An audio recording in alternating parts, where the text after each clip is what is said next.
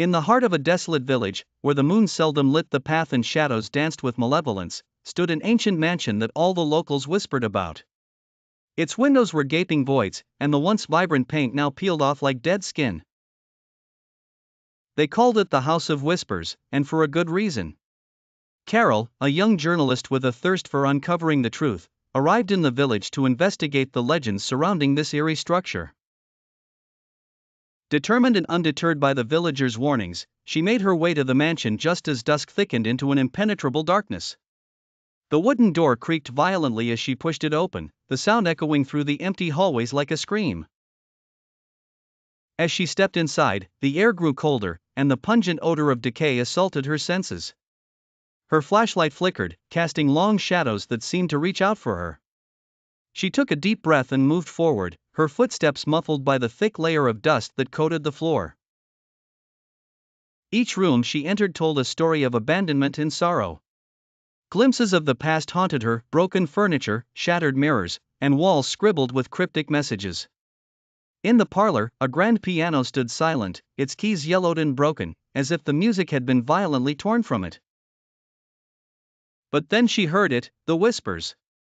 They started as soft murmurs, almost like the rustling of leaves, but soon grew louder and more distinct. Carol couldn't understand the words, but the tone was unmistakable. It was pleading, accusing. She followed the sound, her heart pounding in her chest, leading her to a dimly lit staircase that spiraled into the basement.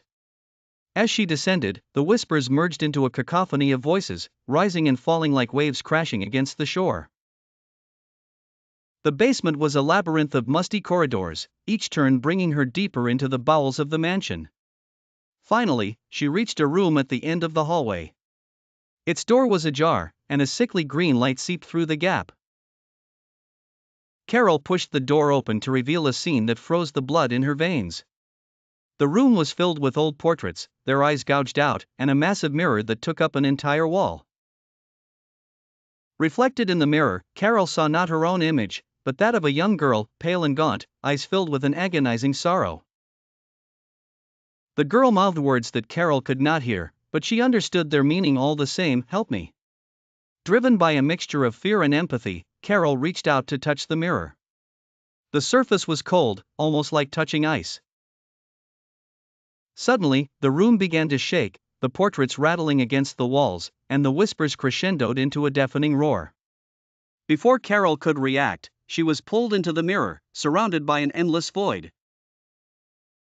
Inside, the whispers engulfed her, stories of pain, suffering, and unfulfilled vengeance. And among them, the voice of the girl, thanking her, yet condemning her to share their eternal torment. The villagers never saw Carol again, but they claim on quiet nights, when the wind subsides, you can still hear the whispers emanating from the mansion, louder than ever, now joined by a new voice filled with unending despair.